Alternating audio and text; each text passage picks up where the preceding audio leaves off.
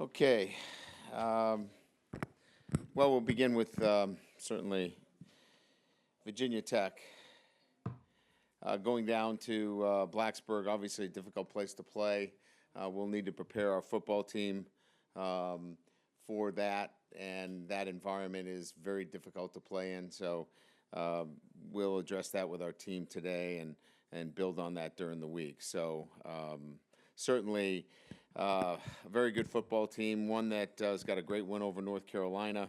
I think if you look at some of the pieces here, we start with Burmeister, the quarterback, really outstanding athletic quarterback that runs very well, transferred in from Oregon, so we know about his playmaking ability.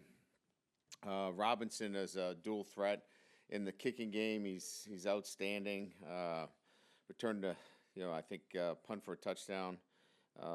Really good special teams player as well as an outstanding receiver. Been very impressed with the running backs, in particular Blackshear. I think he's a transfer from Rutgers, another really good player. Physical up front. They want to really control the line of scrimmage. This is a bigger offensive line, Big Ten-like in terms of its size and physicality. And then you look on the defensive side of the ball, play really hard, really have a similar scheme to last year. You still see a little bit of Bud Foster in what they do, and it's an aggressive group. Really like what they do on the back end. I think Waller's an outstanding corner. They've got really good safety play. Dax Hollyfield at the linebacker position. It's a really good football team and tough to beat at home. So, we'll have a challenge. We certainly had one in 18 when we went down there, and we'll certainly have another one, on Saturday night. So, with that, we'll get to questions. We'll start off with John Finner in the front. Hi, Brian. I wonder if you can bring us up to date on any injuries, particularly Mayer and Heinisch and your left tackle with Carmody and Baker. Yeah. We'll start with, I think the first one was who? Michael Mayer. Adductor strain, which was good news. It wasn't something that we felt like we couldn't manage, so we'll be managing him during the week, and he'll be able to play this weekend, but we'll be smart with him. Tosh Baker has been going through our protocol, so we'll have a better sense of where he is today when we get in the weight room. Carmody's got the ankle. Didn't feel comfortable that he could, play at the level he needed to. So that's why Alt went in there. So that becomes a day-to-day situation for us with him. Heinisch, we feel like he's going to be ready to play this week. But again, that becomes one that our medical team will make those final decisions relative to, his readiness. But there's optimism there. Today we get an MRI on Joe Wilkins. We'll find out what his situation is with his knee, and have a better read for you relative to, whether he's somebody that's going to be out long term. You said Baker was protocol. Was it concussion protocol? Yes. Okay. Yep. You talked Saturday after the game about the quarterback situation, not wanting it to become a flavor of the week kind of thing. Right. Have you decided that you're going to look at one guy and go that way? I'm sure you don't want to go into the week. Yeah. We'll talk to the guys today when they come over, but it's not any different from what I kind of mentioned to everybody here. Is that we're going to have one guy and we're going to let him know that the reps are for him to be the starter, and focus on one guy. We just haven't gotten a chance to talk to that individual yet. You got an idea? Oh, I know. We know exactly who it is. Yes. Questions, raise your hand, we'll get you the mic. Tyler James over in the middle. We use the Ouija board, yes. Is that what you meant? Doesn't matter. What do you use? No, it does, I think. Brian, they're going to have me go for Eric, I I'm guess. sorry. Do you have a sense for how the team has handled the loss? I'm not sure how much interaction you've had with the team yet, but what sort of reaction have you gotten from them, and what do you expect from them this week in practice? Yeah, certainly they were disappointed yesterday. They came in from meal yesterday. We don't have interaction with them. It's their day off. But, you could sense that they were disappointed certainly in the loss. And, it's similar to what I talked about. I think they they sting more when you beat yourself. You know, I don't want to take anything away from Cincinnati, but you know, they sting more when you beat yourself. And we just really need to coach better and put our kids in better position to succeed, and our players need to play better. So this is all in on this. You know, this is if there were no players in the building, you'd feel the same way, because I think the coaches feel that sting as well. You've talked about making a decision at the quarterback. I'm curious, on the offensive line, you've been trying to find answers there. The left tackle position obviously is injury-based.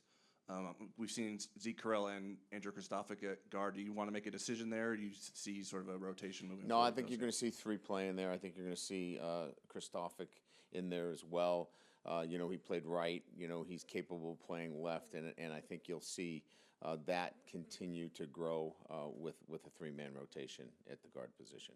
Three being Correll, Madden, and Kristofic? That's correct. Okay. Yes. And then we saw some Deion Colsey and Lorenzo Styles. What sort of progress have they made, and do you see their role expanding in the offense? They've made really good progress. I was pleased with Styles.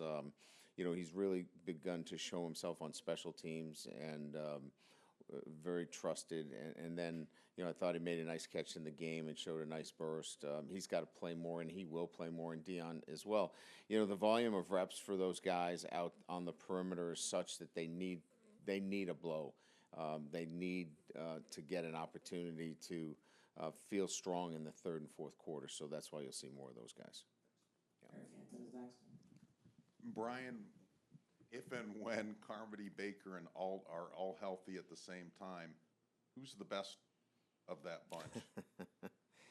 You know, each one of them has characteristics, you know, that, you know, allow them to compete, right, at Notre Dame at the left tackle position. None of them are finished products, you know. I mean, you have great length with Baker. You probably have a little bit more athleticism with Carmody, and then maybe a little bit both with Alt, but he's young, right? So each one of them brings a little bit to the table, but none of them are finished products yet. So that's why there's been injuries, you know, have dictated what's gone on there. But youth is behind that as well. You know, I mean, we could probably have a conversation about upside and, you know, who's going to be where in the future, but we like all three of them. It's just that it's still, you know, work in progress. You know, when unit struggles like that, and some of it's injury related and so forth, there's a lot of attention that kind of goes on the position coach. I wonder if you can assess how you feel Jeff Quinn has handled that, and what gives you confidence that he's going to find a way to grow that offensive line over the balance of the season. Yeah, I think any criticism like that is totally unfair. I mean, look, everybody has a job to do. Everybody takes this, you know, extremely serious. It's their livelihood. And, you know, all of my coaches, you know, whether a position group is not performing up to their level, you know, they're examining everything about that. You know, we put in 77 hours last week, you know, so there's no stone unturned. Everybody's doing everything they can to get the best out of their unit. So, as I told our guys, you know, we are responsible for putting, you know, the best guys on the field and getting the most out of them. So if we've got to be smarter and we've got to be able to put them in better positions, then so be it. That's what we have to do. So a lot of this is about, you know, making sure that we put our players in the best position to succeed, and that we care about our players and we continue to develop them. Last one for me, is there an opportunity during the bye week to do something a little bit more along those lines, since you won't have an opponent to also focus on? I'm not sure what you mean in terms of what. The offensive line, just remedying some of those things. I don't know who's going to walk through the. Yeah, I don't know who's going to walk through the door. I mean, you know, we've been working on techniques since the spring. Sooner or later, you got to, you know, there's got to be that, you know, realization that, you know, we have to adapt to the group that we have. We have to look, there's a lot of pieces here, right? If you really dig down deep, it's more than just offensive line. The ball's got to come out sooner. The routes have to be run to get open. Protection happens not just with the five, but with running backs. So there's a litany of different things here. Yeah, can we block better up front? Absolutely. There's no doubt. But when you say that, it focuses squarely just on those five guys, where it's not just those five guys. You know, it's the totality of that and making sure that all of that works well. And that's definitely work that needs to happen, you know, when you get a couple extra days, but we got to get them all together. Tim Priesters next. Brian, I don't know how much you used two back in each game. It appeared to me that you did a lot more this past week. We did. What advantages do you think you gained through that specifically, and Well, what I alluded conflicts? to it. If you guys were listening, we were in one back and we were getting blitzed to the back and we couldn't help the tackle. So we went to two back. And so by being in two back, it allowed one of those backs to help out the tackle, which we did quite well. And matter of fact, it helped us quite a bit. But you're then limited because now it's cover two out there. And they played a lot of Tampa 2, and now the routes are getting dropped 8. You got drop 8 versus 3 routes getting out. So it's a chess game, right, Tim? You know, you do one thing to support, you know, protection, and then, you know, there's smart guys on the other side too. They go, okay, beautiful. You want to leave your backs in? We're going to drop 8. You guys try to sift through 3 routes out there with 8 guys dropping. So this is a chess game going back and forth. I'm asking about what advantages you gain, because I think it's been pretty beneficial to you when you've had both those guys in there, whether it's a 9-yard run by Tyler Buckner or the dilemma that you create for the defense with I don't think it's a Williams. disadvantage. I guess I was addressing relative to one of the reasons why we went to it was for protection, but there are minuses there as well. The advantages are we've got 2 really good skilled players that give us multiplicity in formations when they're on the field. How much leeway, I know that every quarterback room is different each year. I'm sure Ian Book had a lot of leeway as far as changing things at the line of scrimmage. What about these 3 guys, and how much leeway do you give them to change what is initially called? Yeah, there is a base, I would say, that allows them to flip protections. The center doesn't call out, the front, the quarterback does relative to identifying the mic. So that sets our schemes. So, sometimes you're like, well, why didn't you block the backside backer? Well, the quarterback might not have identified the right, man in the box. So the center does not point that out. The quarterback does. So we've had some issues there. Look, this is not here to, have a press conference on all of our issues. We're a pretty good football team. We did not play up to our capabilities against a good Cincinnati team, and we lost. We're going to get those things fixed and cleaned up. But having said that, the quarterback does have responsibility in the run game, and he does have responsibility in the pass game. We help him as well. You've seen that, on third down in particular, if there's some exotic looks. In a normal year at left tackle, we probably wouldn't have seen Joe Alt yet, but I know that you guys are really high on him. Could you describe what kind of player you think he's going to become? I wish he'd become it tomorrow. He just, I think it's his demeanor. If I had to point to one thing, now he has size, right? He has a skill set. He looks like a tackle. He acts like a tackle. He has all those things. But I just love the way he does his job. He's unflappable. He goes out there. We play him at tight end, change the jersey, put another number on. It doesn't affect him. He goes in and he does his job. Is he perfect? Absolutely not. But having said that, there's a physicality to him that he brings that we really like,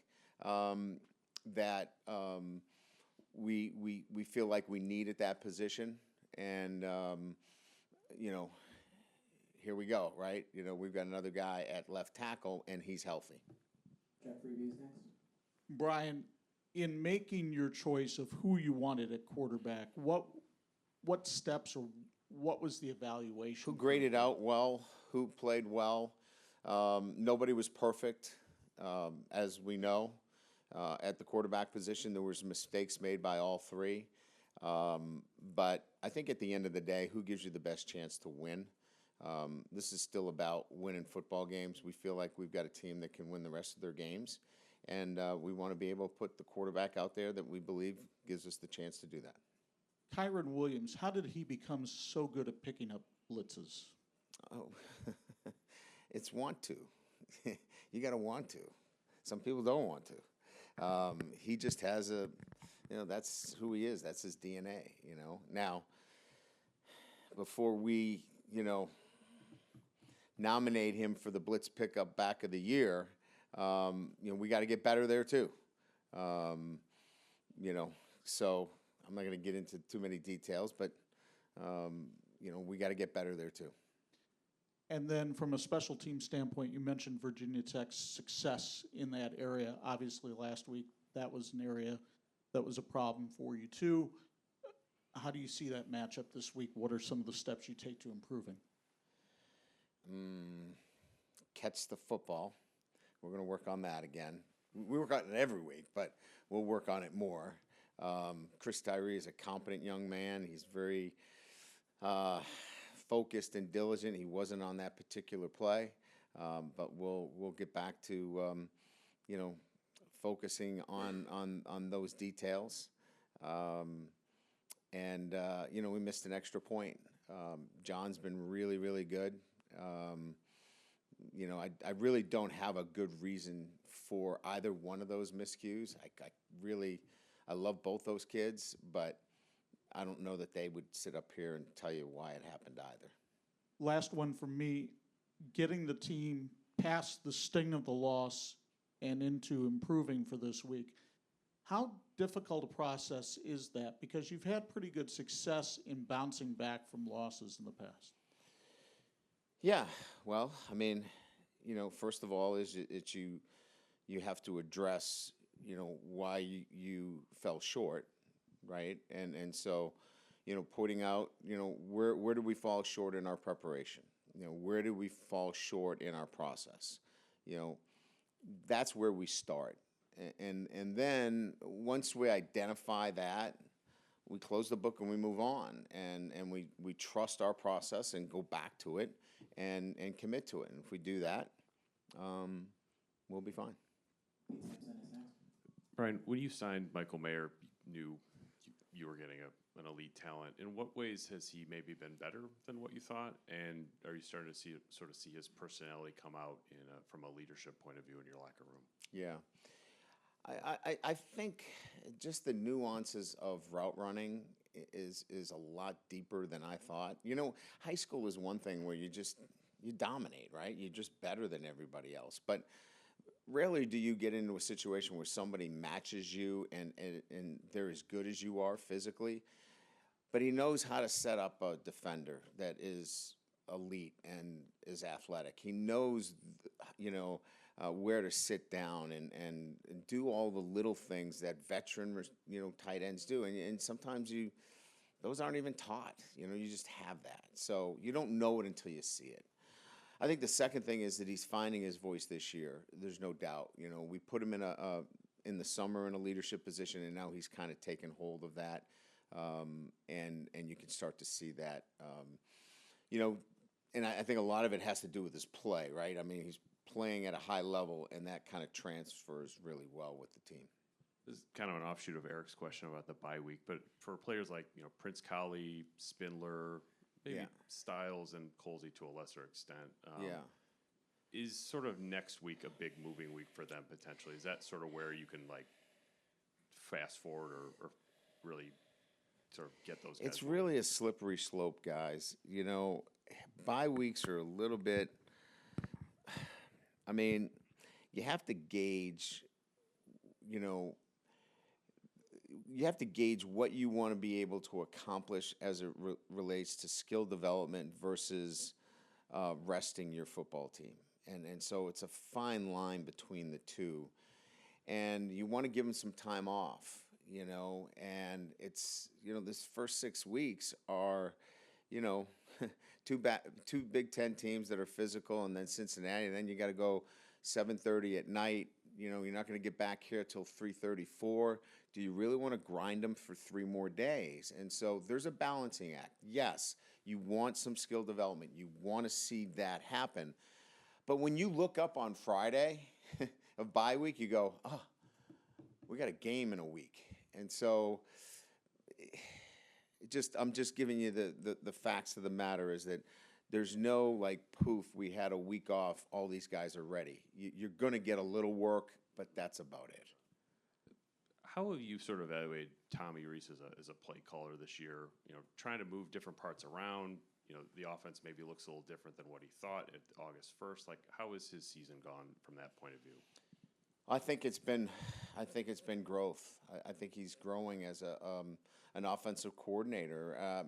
He comes into me and Wisconsin week goes, Coach, I don't know how much success we're gonna have running it. Let's just evaluate throwing the football. And I think that's growth, in itself. Let's find a way to win this game. And then we come back this week and we're really, talking about playing, multiple quarterbacks. I mean, it's not been clean for him this year in terms of each week being the same thing. And I think he's handled himself very well. He's taken the responsibility of the offense, and that's really all I can ask for on a day-to-day basis. And lastly, kind of a point of one play, but maybe it's a growth opportunity for Drew Pine, the 4th down to Lindsey, where Braden sees one thing, Drew sees the other. Like, what needed to happen there? How can Drew grow from that moment? Yeah, the ball was supposed to go into the short field. He misread the coverage. It was Tampa 2, cover 2, and the tight end has an option route into the short field. If you watch it, he's wide open. Nobody covered him, and he misread the coverage. He thought it was a one-high safety, which is to the field, which would have been a comeback. But it was cloud to the field, and it was cover 2, so Lindsey converts that to a go. That's why the ball was thrown into the dirt.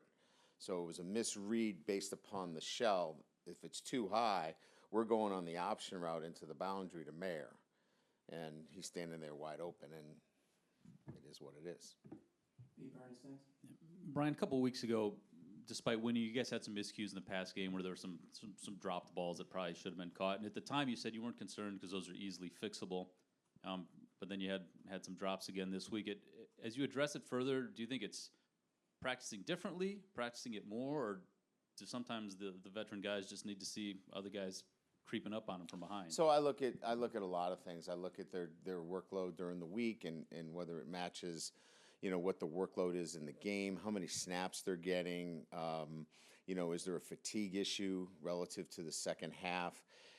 Kevin seeing all press, hands-on, physical, and that takes up a lot of your energy and exertion. And, he's running a lot of vertical routes down the field. And I think as coaches, we've got to see those things, and we've got to look at, getting Colsey in there and giving him a blow. So in the second half, we don't have a guy that's tired. And so that's on us as coaches. And I take responsibility for that. So, in these areas, we can help our football players. We've got to be able to help them be the best players they can be. And in those instances, those are the things that we got to look at. Because they can catch. They know how to catch. There's not more that we can do there. You know what I mean? They're pretty good players. We got to figure out what's the circumstances, what are the situations. Did we run enough scramble drill during the week? Because Drew Pine's in now and he scrambles. Jack doesn't. These all fall on coaching decisions. These are things that we have to look at internally and say, are we doing this enough to help our players? You said a few minutes ago you think you have a team that's still good enough to win the rest of your games. I do.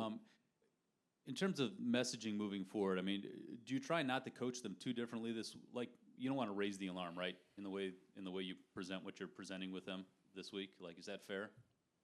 Yeah, it's kind of what I just said, right? We're gonna be we're gonna talk about where we fell short. We're gonna address it. straightforwardly relative to what our total preparation looks like. And our total preparation is about the physical, the technical, the tactical, and the mental. Where do we fall short in those areas? As coaches and players. I've made that pretty clear. And then we'll apply our traits to that, and then we'll move on from there. We'll close the book, and we'll go, all right, let's stick to our process. Let's trust it. It works. Let's get back to work, and let's get ready for Virginia Tech. Bill Carlos next.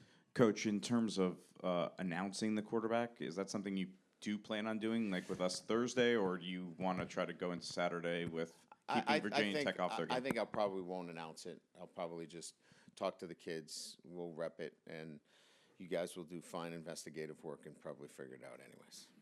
Do you feel there's a competitive advantage in that still this week?